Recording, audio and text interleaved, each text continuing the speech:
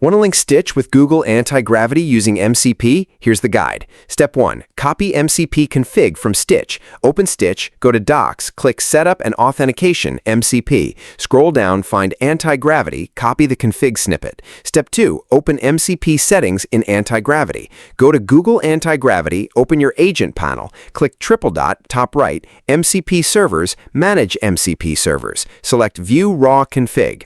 Step 3. Paste config plus add API key.